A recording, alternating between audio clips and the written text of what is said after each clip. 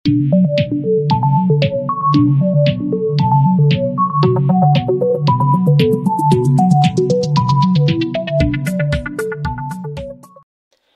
mga kanegosyo, welcome sa akin channel. Ngayon ay may pumuntang customer sa amin at pinapaayos yung system unit niya. Ang problema daw ay puro Chinese yung language niya. So nung chinek ko, naka Windows 7 siya. At puro Chinese language yung nakasulat.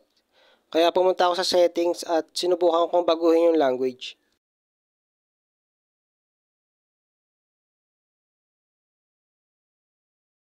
So kahit pumunta ka sa setting ng language, ay hindi siya mabago.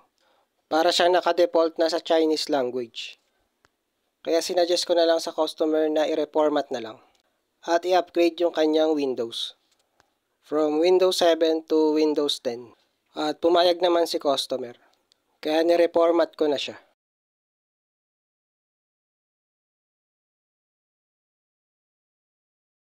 So dito ay isasaksak ko na yung bootable flash drive na may lamang Windows 10 para ma-reformat na natin yung system unit ni customer.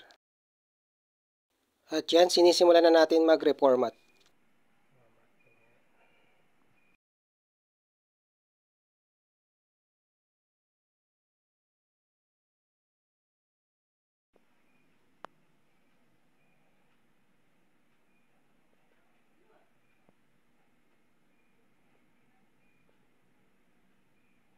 At yan na mga kanegosyo, maayos na ang system unit ni customer. At pwede na ulit magamit ang kanyang computer. At nakaset na yan sa English language.